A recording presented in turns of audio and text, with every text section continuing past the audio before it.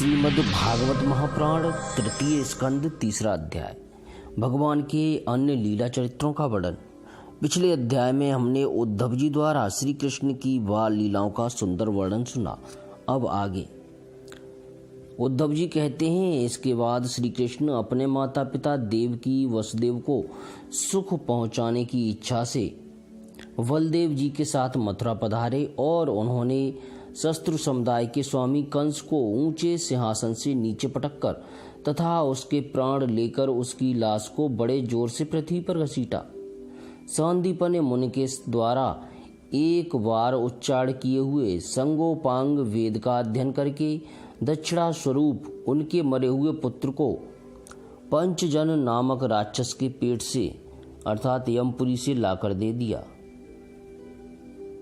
भीष्मक नंदिनी रुक्मणी ने सौंदर्य से अथवा रुक्मी के बुलाने से जो शिशुपाल और उसके सहायक वहां आए हुए थे उनके सिर पर पैर रखकर गांधर्व विधि के द्वारा विवाह करने के लिए अपनी नित्य संगनी रुक्मणी को वे वैसे ही हरण कर लाए जैसे गरुड़ अमृत कलश को ले आए थे।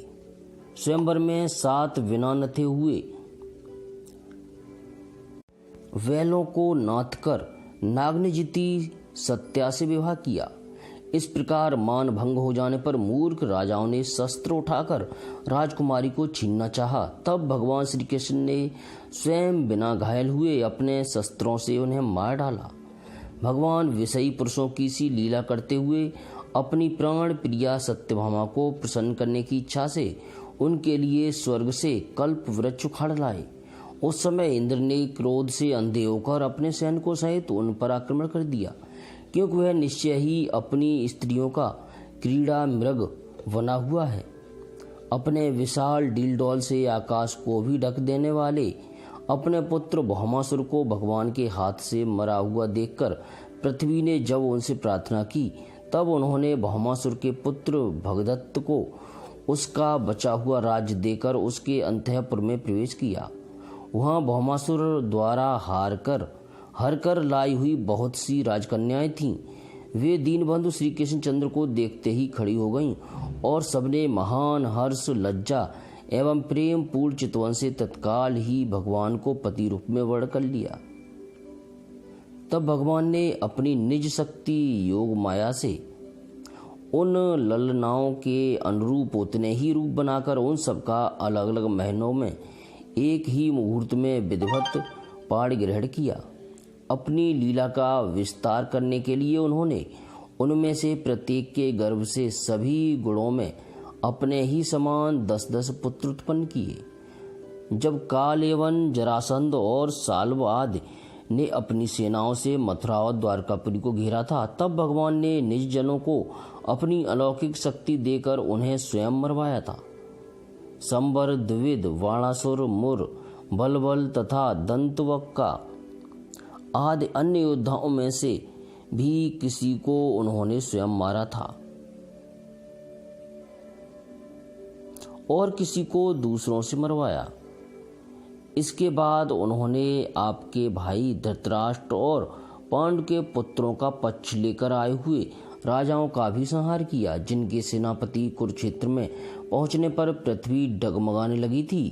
कर्ण, दुशासन और शकुनी की खोटी सलाह से जिनकी आयु और श्री दोनों नष्ट हो चुकी थीं तथा भीमसेन की गदा से जिनकी जांग टूट चुकी थी, उस दुर्योधन को अपने साथियों के सहित पृथ्वी पर पड़ा देखकर भी उन्हें प्रसन्नता न हुई। वे सोचने लगे, यदि द्रोण, भीष्म, अर्जुन और भीमसेन के द्वारा इस 18 अछौड़ी सेना का विपुल संहार हो भी गया तो इससे पृथ्वी पर कितना भार हल्का हुआ। अभी तो मेरे अंशरूप प्रद्युम्न आदि के बल से बड़े हुए यादवों का दुसह दल बना ही हुआ है। जब ये मधुपान से मतवाले हो लाल लाल आंख करके आपस में लड़ने लगेंगे तब उससे ही इनका नाश होगा। इसके सिवा और कोई उपाय नहीं है। असल में मेरे संकल्प करने पर ये स्वयं ही अंतर्धान हो जाएंगे। यूं सोचकर भगवान ने युधिष्ठिर को अपनी पैतृक राजगद्दी पर बैठाया और अपने सभी सगे संबंधियों को सत्पुरुषों का मार्ग दिखाकर आनंदित किया।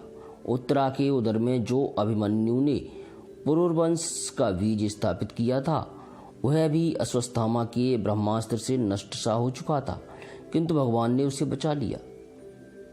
उन्होंने धर्मराज युधिष्ठिर से 3 अश्वमेध यज्ञ करवाए और वे भी श्री कृष्ण के अनुगामी होकर अपने छोटे भाइयों की सहायता से पृथ्वी की रक्षा करते हुए बड़े आनंद से रहने लगे। विश्वात्मा श्री भगवान ने भी द्वारकापुरी में रहकर लोक और वेद की मर्यादा का पालन करते हुए सब प्रकार के भोग भोगे, किंतु सांख्य योग की स्थापना करने के लिए उनमें कभी आसक्त नहीं हुए। मधुर मुस्कान, स्नेहमयी चितवन, सुधामयी वाणी, निर्मल चरित्र तथा समस्त शोभा और सुंदरता के निवास अपने श्री विग्रह से लोक परलोक और विशेषतया यादवों को आनंदित किया तथा रात्रि में अपनी प्रियाओं के साथ क्षणिक अनुराग युक्त होकर समयोचित विहार किया और इस प्रकार उन्हें भी सुख दिया। इस तरह बहुत वर्षों तक विहार करते करते उन्हें गृहस्थ आश्रम संबंधी भोग सामग्रियों से वैराग्य हो गया। ये भोग सामग्रियां ईश्वर के अधीन हैं और जीव भी उन्हीं के अधीन हैं।